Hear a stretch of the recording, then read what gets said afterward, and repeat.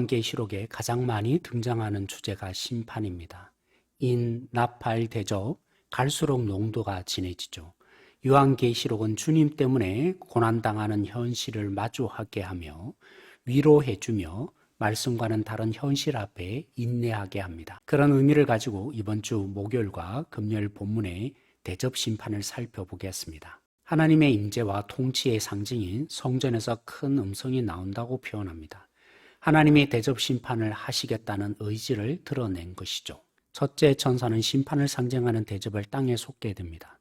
교회를 핍박하는 자들에게 하나님이 징계하십니다. 고침을 받지 못할 저주였습니다. 마치 애굽에 내린 6번째 재앙을 생각나게 합니다. 두 번째 천사는 심판을 상징하는 대접을 바다에 쏟습니다. 그 결과 바다가 피처럼 되어 모든 생물이 죽습니다. 세 번째 천사는 대접을 강과 물의 근원에 쏟아 피가 되게 합니다. 둘째 심판과 더불어 셋째 심판은 애굽의 첫 번째 재앙을 생각나게 합니다. 세 번째 심판을 향한 천사의 노래는 모든 신을 심판하시고 하나님 되심을 드러낸 애굽의 재앙을 생각나게 합니다. 전에도 계시고 지금도 계신 거룩하신 이라고 하나님을 언급합니다. 특히 하나님의 거룩하심을 강조하는데요. 심판하시기에 어렵다는 수식으로 설명합니다. 하나님의 의로우심이 끝까지 우리를 지키고 돌보고 책임지는 역할을 다하신 십자가를 통해 드러내었다면 이제 하나님의 심판으로도 의로우심을 완벽히 드러내십니다. 왜 심판하는 것이 어려운 것입니까? 성도들과 선지자들의 피를 흘렸기 때문이라고 합니다. 심판을 행하는 하나님이 의로우실 수 있는 것은 그 하나님이 전능하시기 때문입니다. 네 번째 천사는 대접을 해에게 쏟습니다. 해가 권세를 받아 불로 사람을 태웁니다. 심판을 받는 자들은 회개하기는커녕 하나님의 이름을 모독하고 주님께 영광을 돌리지 않습니다. 다섯 번째 천사는 심판의 상징인 대접을 짐승의 보좌에 쏟습니다. 사탄을 향한 심판이 시작된 것이죠. 이 심판의 짐승의 나라가 어두워집니다. 애굽의 10가지 재앙 중 9번째 경우를 연상시킵니다. 사람이 자기 혀를 깨문다라고 표현할 정도로 영원한 지옥의 고통을 체험하는 것입니다. 그럼에도 불구하고 회개하기는커녕 하나님을 회방합니다. 6번째 천사는 심판의 상징인 대접을 큰 유브라데 강에 쏟습니다. 강물이 말라 동방에 오는 길이 예비되었다고 하는데 로마와 파르티아 제국 사이에 놓인 전선의 역할을 했던 곳이 유브라데 강이었습니다.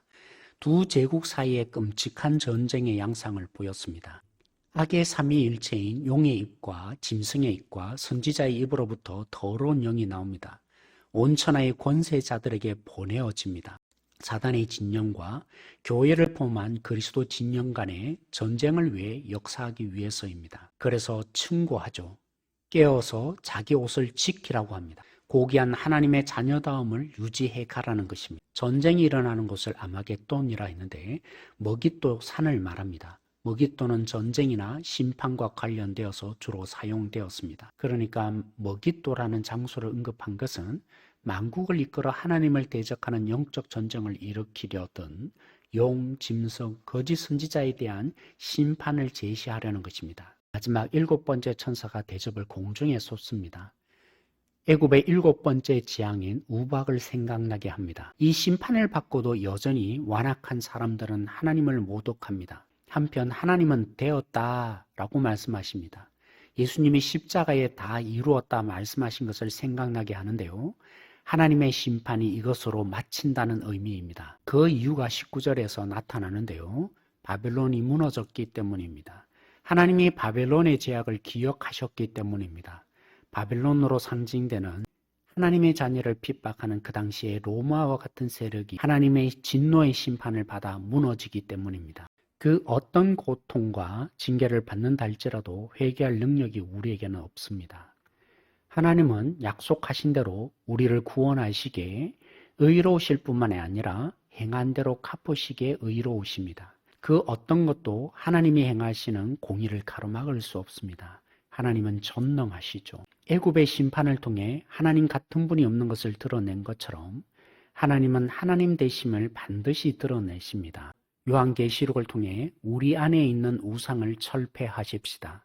진정한 회개의 사람으로 돌아서십시다. 오늘 여기에 하나님의 손길이 보이지 않는다고 낙심하지 말고 타협하지도 마십시다. 인내로 주님의 사랑을 보여주는 진정한 거룩한 하나님의 신부가 되십시다.